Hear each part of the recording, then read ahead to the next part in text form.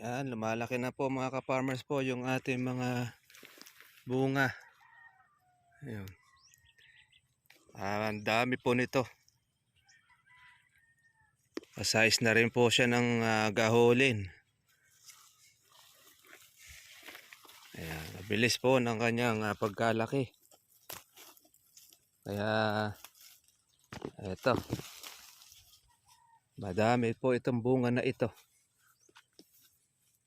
Sana naman ay maganda-ganda po ang presyo nitong ating kalamansi.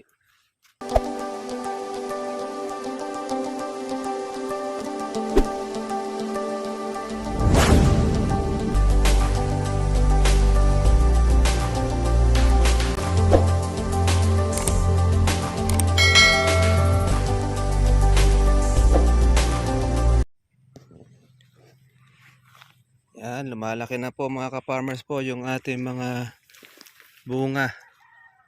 Ayun. Ang dami po nito. Size na rin po siya ng gaholin.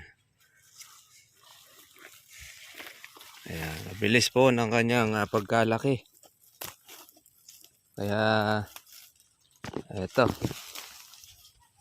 madami po itong bunga na ito. Sana naman ay maganda-ganda po ang presyo nitong ating kalamansi. Pero magandang balita dahil tumaas na naman ang halaga ng kalamansi ngayon mga ka-farmers. Ayan, tapos ito, marami na uli siyang bunga. Ayan. Shoutout natin ang ating mga katribya. Nasa Bataan po tayo kahapon at hindi tayo nakapasok pero tuloy rin yung pitas kahapon yung ating pong mga kasama ay halos pinag-agawan yung ating pong kalamansi kahapon dahil wala nang halos na rin mga itinda yung ating mga buyer. Kaya ang daming kinuha na kalamansi. Pitas po natin 124 kahapon mga ka-farmers. Ang presyo naman natin doon ay 1,700. Yung kuha po ng ating mga buyer. Kaya malaki po ang masasaya ang mga mamimitas at maganda-ganda ang kanilang kinita doon sa kalamansi.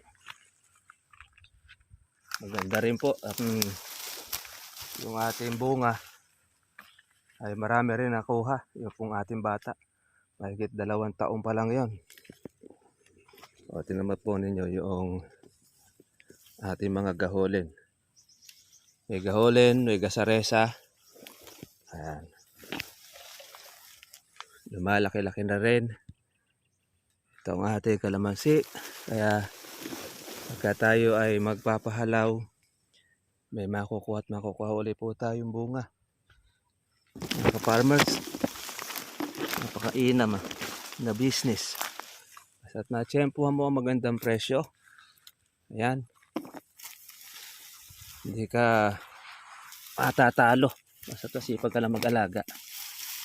Kung lang maghahangad po mga ka-farmers po ng malaki ka agad ang kita.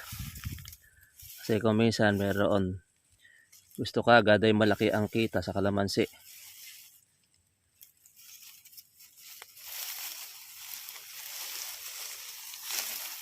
Kaya tayo, kung ano ang dumating, atin pong pagpasalamatan. Ano yung biyaya. Ang lagi po nating motivation sa mga manonood, huwag kang magsasawa ng pagbibigay po ng supply o panustos sa ating kalamansi. Dahil yan po yung magbibigay ng kuha natin, income.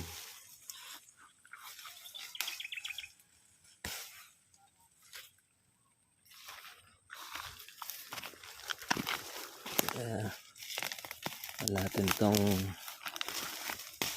baging.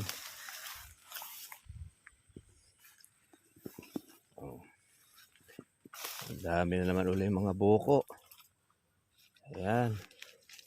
Sana tuloy-tuloy na ang taas.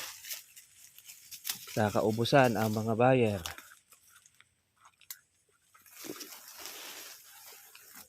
Oh, ayan, malaki-laki na. Malaki na ang bunga.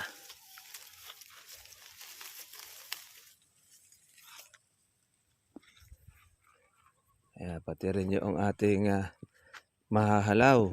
Nako, hahapay na naman uli po ang mga sanga nito. Oh, dami niyan. Mga ka-farmers. Basa na naman po uli ito. Kumusta na po kayo mga ka-farmers, mga ka-trivia, sa lahat po ng ating pong mga manonood. Shoutout po natin ang ating kaibigan sa Bicol. Yan. At tayo po ay yan, papitas po tayo ngayong araw na ito. Kahapon po ay 1.7 ang presyo ng ating kalamansi. Na kapag papitas po tayo ng 124 na red bag. Yan ang ating bayabas. Ngayon din naman, nagpipitas ulit tayo. At konti na lang po halos yung natitira. Pero meron pa rin po tayo mga halawin pa.